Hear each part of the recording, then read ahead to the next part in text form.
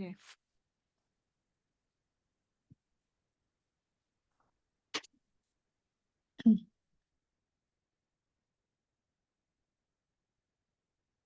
Baik, silakan yang belum absen, silakan absen dulu di LMS masing-masing. Izin saya mulai untuk materi hari ini tentang red flag atau tanda bahaya pertumbuhan dan perkembangan pada bayi balita.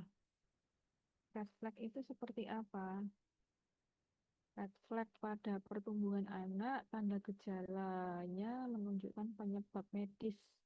Resiko gagal tumbuh, yang pertama ada kelainan jantung, gangguan perkembangan, gambaran dismorfik, bentuk wajahnya aneh, kegagalan mencapai kenaikan berat badan walau dengan kalori yang adekuat, organomegali, hepar dan limpanya membesar atau limfadenopati. Infeksi pada saluran nafas, saluran kemih dan kulit yang berat atau berulang, terjadi muntah atau diare berulang. Ini adalah tanda bahaya pertumbuhan pada anak. Selanjutnya, red flag pada perkembangan anak merupakan kondisi yang membutuhkan pemeriksaan lebih lanjut untuk membuktikan apakah kondisi tersebut merupakan suatu gangguan perkembangan dan membutuhkan intervensi atau tata laksana segera, meliputi adanya kemunduran perkembangan dan ketidakmampuan mencapai tahapan perkembangan sesuai dengan usianya. Dan gangguan pertumbuhan anak yang sering ditemui, yang pertama adalah resiko gagal tumbuh, perawakan pendek, gizi kurang, gizi buruk, kenaikan massa lemak tumbuh dini, dan ada obesitas. Dan untuk gangguan perkembangan anak yang sering ditemukan, yang pertama ada kelainan bawaan yang termasuk dengan defek tabung saraf. Ini terjadi karena pada awal masa kehamilan ya, setelah konsepsi itu tidak mencukupi untuk terjadinya pembentukan tabung saraf yang sempurna. Lalu ada orofacial cleft atau bibir sumbing atau labioskisis atau labiopalatoskisis. Selanjutnya ada congenital rubella syndrome. Nah, ini disebabkan oleh rubella ya. Makanya pada saat sebelum terjadi konsepsi dianjurkan untuk tes TORS. Tapi ini dengan biaya yang harus dikeluarkan itu tidak murah. Lalu ada clubfoot, ini kelainan pada kaki. Lalu ada hipotiroid kongenital. Selanjutnya perkembangan yang mengalami gangguan.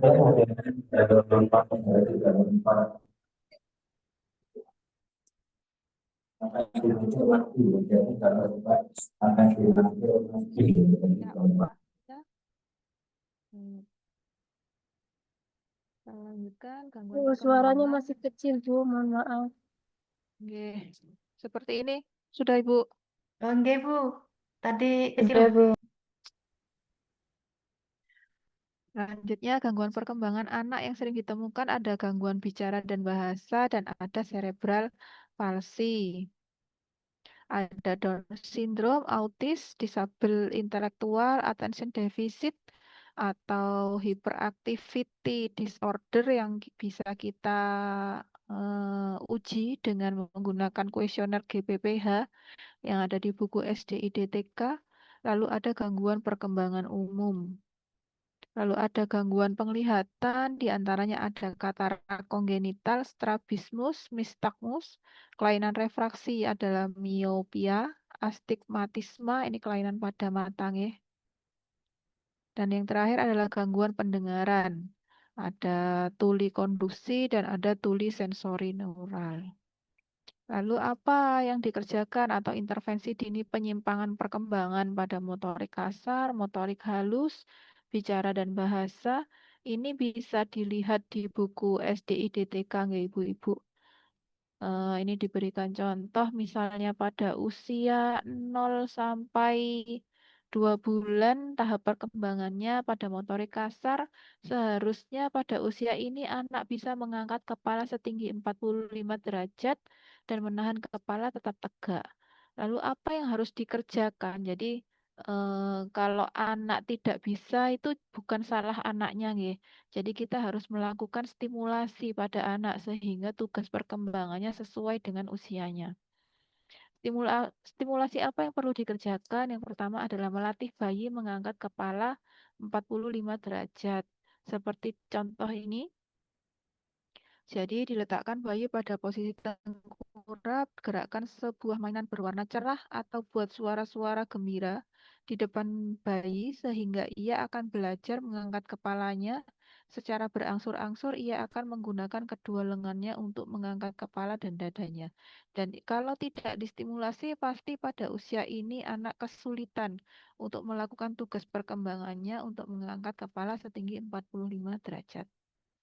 Selanjutnya, ini sama stimulasinya untuk motorik, hmm, motorik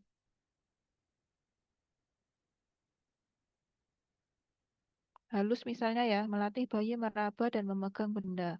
Letakkan benda atau mainan kecil yang berbunyi atau berwarna cerah di tangan bayi, atau sentuhkan benda tersebut pada punggung jarinya. Amati cara ia memegang benda tersebut. Hal ini berhubungan dengan suatu gerak refleks, meraba dan merasakan berbagai bentuk.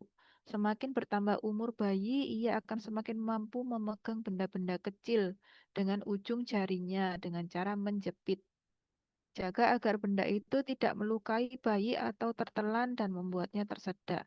Jika bayi pada usia yang sudah memasuki pemberian MPASI, mungkin benda-benda ini bisa diganti dengan makanan seperti kismis ataupun biskuit. Biskuitnya dipotong-potong dulu sehingga ketika bayi memasukkan ke mulutnya itu resiko tertelan lebih sedikit. Ini red flag pada periode neonatal. Dari sisi motoriknya, tonus ototnya lemah, bahasa atau kognitifnya tidak merespon terhadap suara keras. Sosial emosional pengasuh atau ibu menunjukkan sikap acuh tak acuh atau tidak tertarik ya. Jadi ketika bayi itu kan biasanya mainnya itu kan cilukba dan lain sebagainya. Nah, itu bayi tidak tertarik dengan kegiatan seperti itu.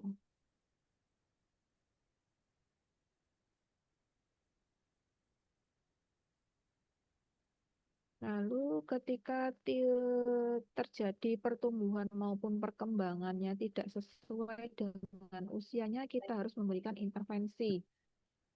Yang pertama, anak dengan kriteria nilai Z-score berat badan dibanding usia yang didapatkan hasil kurang dari -2 standar deviasi atau lebih dari +1 standar deviasi, maka perlu dikonfirmasi oleh petugas kesehatan yang berkompeten untuk dilakukan penilaian status gizi dan penilaian tren IMT dibandingkan usia pada anak dengan berat badan pada usianya lebih dari +1 standar deviasi. Ini dilakukan pada anak yang usianya lebih dari 7-8 bulan. Anak dengan kriteria nilai Z-score berat badan dibanding usia di antara -2 standar deviasi sampai dengan kurang dari sama dengan 1 standar deviasi, termasuk anak yang normal, namun perlu dilihat tren pertumbuhannya. Bila tren mengikuti garis pertumbuhan atau naik sesuai dengan kurvanya, maka anak dapat kembali ke posyandu untuk dipantau pertumbuhannya pada bulan berikutnya.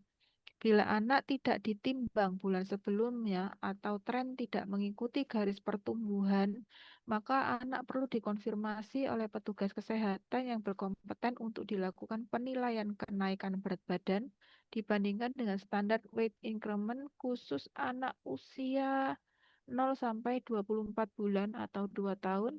Penilaian status gizi berdasarkan indeks berat badan dibandingkan usia, panjang atau tinggi badan dibandingkan usia, berat badan dibandingkan panjang badan atau tinggi badan.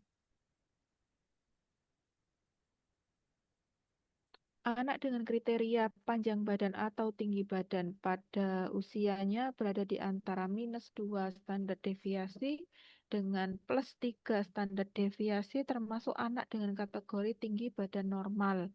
Namun perlu dilihat tren pertumbuhannya.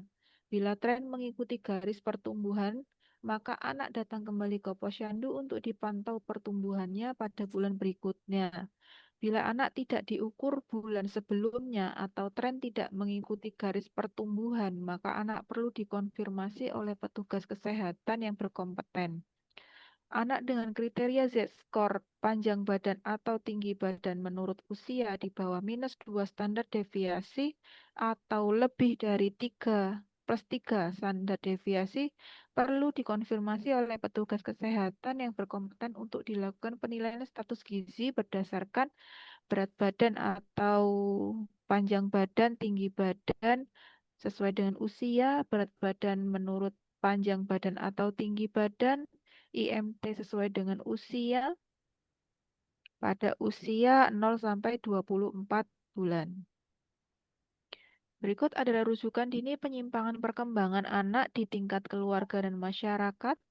Keluarga dan masyarakat harus melakukan pemantauan pertumbuhan dan perkembangan sesuai dengan usia dengan menggunakan buku KIA jika di tingkat keluarga.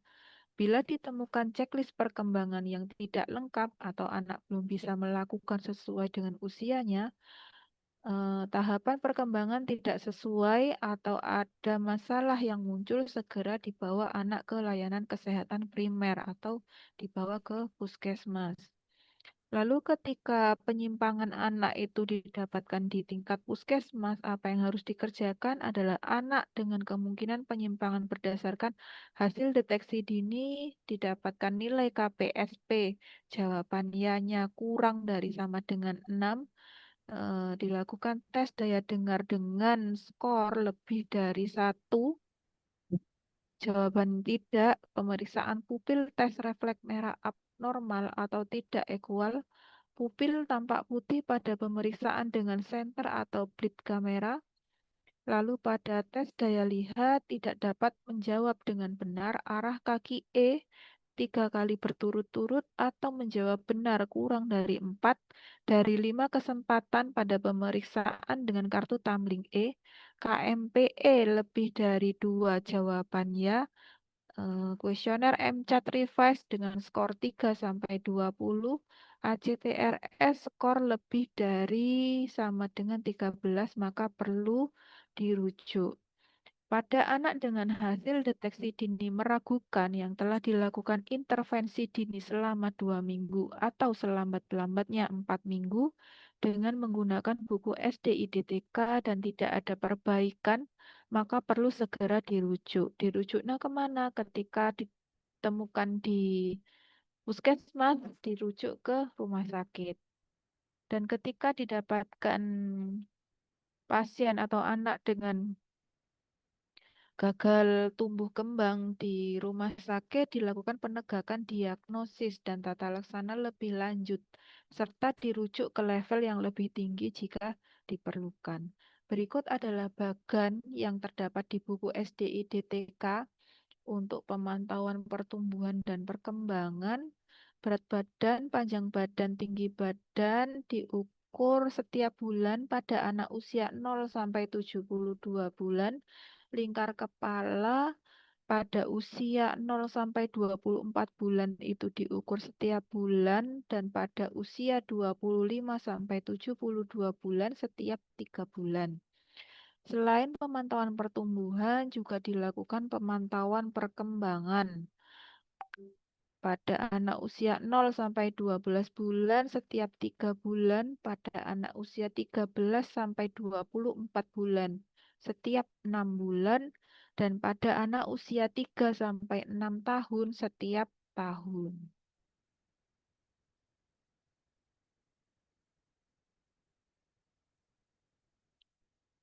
Di sini dinyatakan pada tingkat masyarakat, pemantauan pertumbuhan dan perkembangan yang dilakukan oleh keluarga, oleh kader maupun guru PAUD yang sudah dilatih menggunakan buku KIA. Selanjutnya, Di tingkat puskesmas, pemantauan pertumbuhan dan perkembangan dilaksanakan oleh dokter, oleh bidan, perawat, ataupun nakes lainnya yang sudah dilatih menggunakan buku SDI DTK.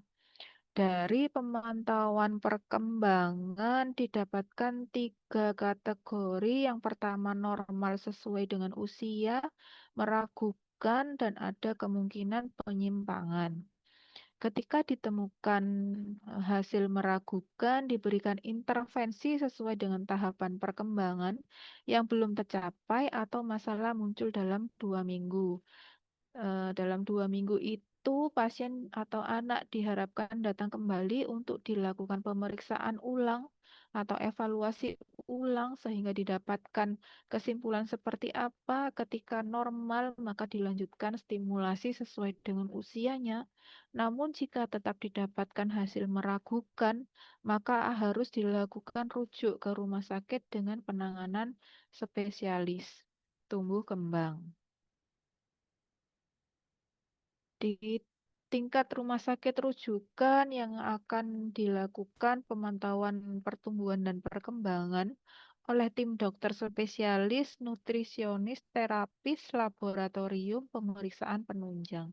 Jadi harus diketahui gagal tumbuhnya dan atau gagal perkembangannya itu apakah murni karena anak kurang stimulasi ataukah karena penyakit dan lain sebagainya.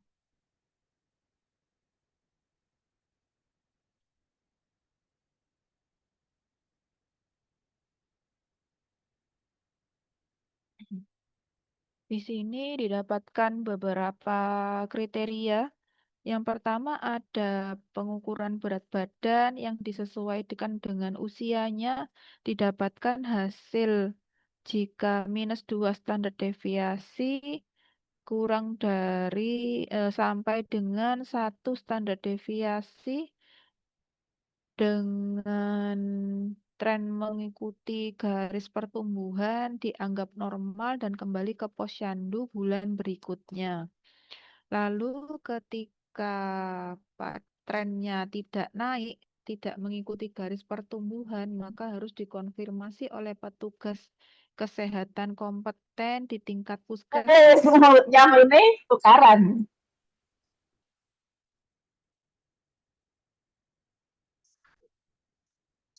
Mohon izin Bu Mila Kurnia, bisa di-mute speakernya. Terima kasih. Dikonfirmasi oleh petugas kesehatan yang kompeten dan dilakukan pemeriksaan status gizi, dihitung berat badannya, dimasukkan dalam kriteria berat badan sesuai usia, panjang badan atau tinggi badan sesuai usia, berat badan dibandingkan panjang badan atau tinggi badan dan atau IMT sesuai usia dan juga lingkar kepala.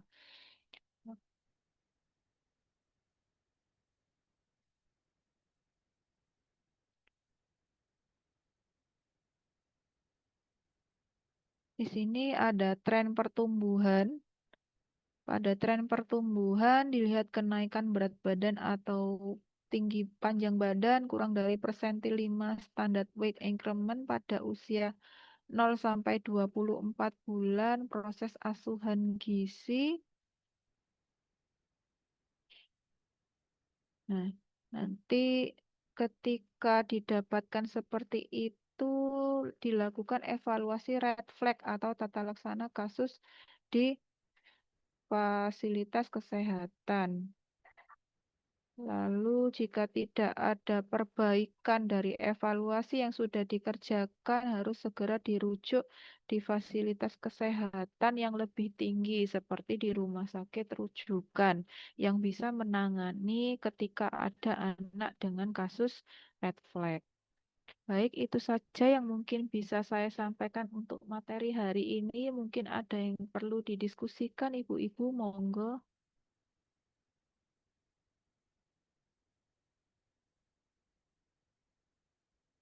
Untuk materi insya Allah saya share hari ini nggih dengan yang pekan kemarin. Monggo jika ada yang perlu didiskusikan tentang pengalaman yang sudah dikerjakan di lahan.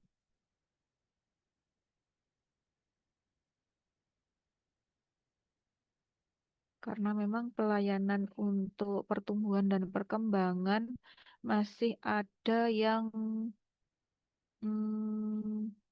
belum menjadi kegiatan rutinitas, nggih, Ibu-ibu. Tidak ada yang didiskusikan?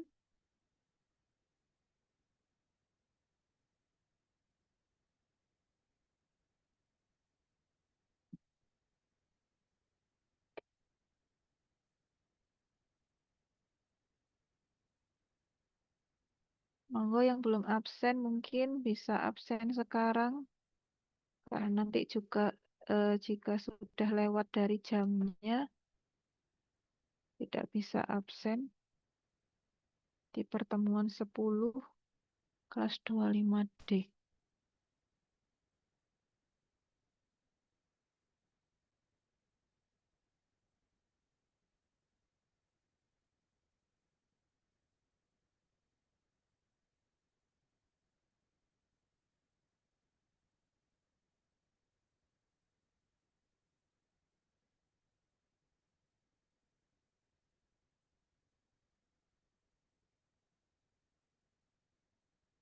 Tidak ada, Ibu-ibu? Mohon responnya. Tidak ada, Bu. Baik. Jika tidak ada, semoga ilmunya bermanfaat untuk kita semua. Monggo jika ada yang perlu didiskusikan, disampaikan di pertemuan berikutnya. Terima kasih kehadirannya untuk hari ini. Semoga bermanfaat. Mohon maaf jika ada yang kurang berkenan dari saya sampaikan hari ini. Saya akhiri. Wassalamualaikum warahmatullahi wabarakatuh. Waalaikumsalam. Terima kasih, Bu. Terima kasih, Bu. Ibu. Kami mohon izin saya live, Ibu-ibu. Baik, Bu.